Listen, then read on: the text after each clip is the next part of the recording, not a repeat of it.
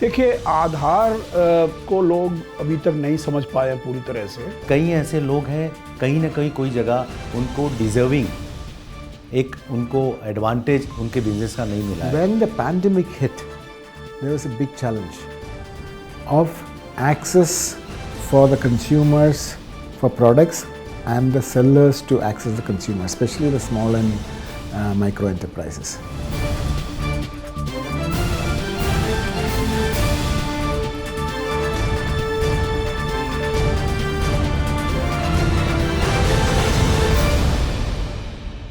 क्या आप जानते हैं कि किस देश ने चांद पर पानी को डिस्कवर करने में एक इम्पोर्टेंट रोल प्ले किया था?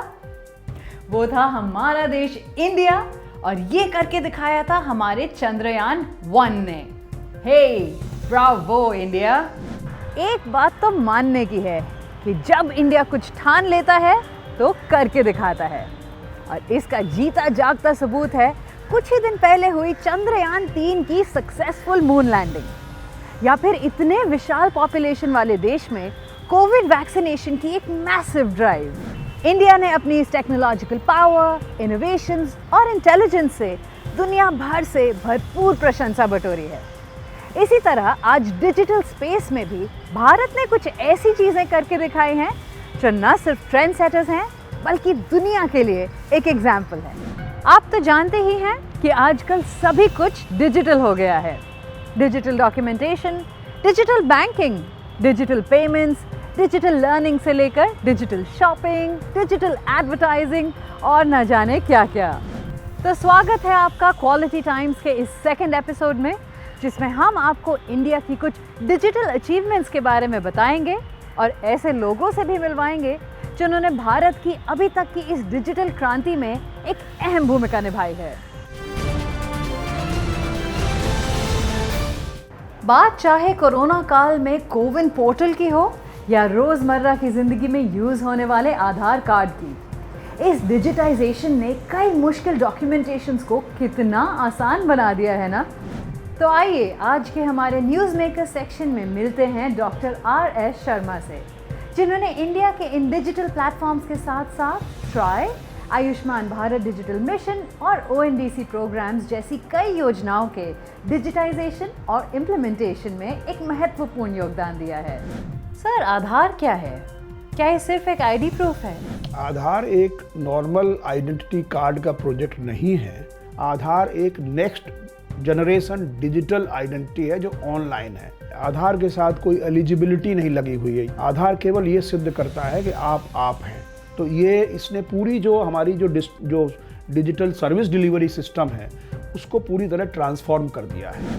How was the data quality maintained while making आधार? हम लोगों ने ये सुनिश्चित किया कि पेमेंट तभी मिलेगा जबकि जो एनरोलमेंट एजेंसीज हैं जो डेटा को सबमिट करें उनकी क्वालिटी अच्छी हो। तो ये एक सिद्धांत है जिस सिद्धांत को सरकार के सारे प्रोजेक्ट्स में लगाया जाना चाहिए। क्या आधार का डेटा सुरक्षित है? बहुत से लोग डेटा सिक्योरिटी और प्राइवेसी के बारे में कंसर्न उठाते रहे हैं। तो आज आप एक भी उदाहरण ऐसा नहीं है जिसमें एक भी डेटा, बायोमेट्रिक डेटा या डेमोग्राफिक डेटा आधार से लीक हुआ हो। कोविन ऐप बनाने में आपको क्या चैलेंजेस फेस करने पड़े? कोविन में समस्या ये थी कि जब वैक्सीन तो इस देश में आ गई, लेकिन 130 करोड़ लोगों को वैक्सीन लगे, तो कैसे हम कोई व्यवस्था बनाएं जिससे उसकी अकाउंटिंग हो सके।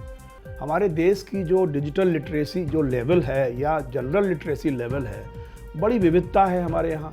दूसरे नंबर, हमारे यहाँ कैसे लोग याद रखेंगे कि पहली वैक्सीन में कोवैक्सीन थी या कोविशील्ड थी, कितने दिनों में लगनी है। तीसरी समस्या ये थी कि मान लीजिए मैं पहली डोज मैंने झारखंड में गुमला में लगा ली और दूसरी डोज मुझे दिल्ली में लगानी है, तो ये भी एक समस्या है। कोविन ऐप में किन एस्पेक्ट्स को ध्यान में रखा गया? कि हिंदुस्तान में कोई भी परियोजना आप लगाएंगे तो उसको स्केलेबल होना चाहिए, उसको इंटरऑपरेबल होना चाहिए, सेफ होना चाहिए, सिक्योर होना चाहिए, क्वालिटी होनी चाहिए। सबसे बड़ी चीज़ है सिटीजन्स के लिए उसको फ्रूगल होना चाहिए।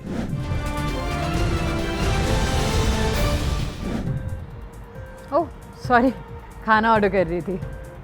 आप अपनी उंगलियों का ख्याल रखते हैं ना? क्योंकि आजकल तो सारे काम इनके बस इशारों से हो जाते हैं। बस कुछ बटन दबाए और मिनटों में काम खत्म। अब वो चाहे घर की ग्रोसरी की इंस्टेंट ज़रूरत हो या कोई कपड़े, बस सिलेक्ट किया और घर बैठे पहुंच जाती है वो चीज़ हमारे पास। ये सब ई कॉमर्स का कमाल है। ये तो सच है कि ई कॉमर्स का मार्केट काफ़ी तेज़ी से बढ़ रहा है और लाखों सेलर्स और बायर्स इससे लगातार जुड़ रहे हैं। पर अगर आंकड़ों को देखा जाए तो कुछ बैरियर्स की वजह से करीब 1.25 करोड़ सेलर्स में से सिर्फ करीब 15,000 ही इसका लाभ उठा पा रहे हैं। इसी को ध्यान में रखते हुए भारत सरकार की सपोर्ट से एक ऐसी संस्था का गठन किया गया है जिसने एक बहुत बड़े कॉमन नेटवर्क का निर्माण किया है, जिसका नाम है ONDC, यानी open network for digital commerce. इस नेटवर्क पर सेलर्स और बायर्स दोनों बहुत आसानी से अपने प्रोडक्ट या सर्विसेज का आदान प्रदान कर पाएंगे। जहां इस नेटवर्क पर बड़ी से बड़ी ई कॉमर्स कंपनीज आ सकती हैं, वहीं मोहल्ले के नुक्कड़ पर बैठा व्यापारी भी इस पर रजिस्टर कर सकता है। आइए जानते हैं इसके बारे में कुछ और श्री जक्षय शाह से, जो कि QCI के चेयरपर्सन हैं। So after successful digitization revolution in India, अब तक की सबसे बड़ा जो हमको नीड ऑफ द आवर जो हमको लगा इंडिया में, Tier 3, Tier 4 सिटीज़ में जो बिजनेसमैन छोटे छोटे हैं उसको एम्पावर कैसे किया जाए। कई बड़ी MNCs और कई बड़े बिग बॉयज़ यहाँ पर प्लेयर्स आ चुके हैं और इतने सारे बड़े देश में स्मॉल रिटेलर्स को कैसे लेवल प्लेइंग फील्ड दिया जाए, ऐसे ख्याल से ये ONDC का जन्म हुआ ऑनरेबल प्राइम मिनिस्टर के विज़न से।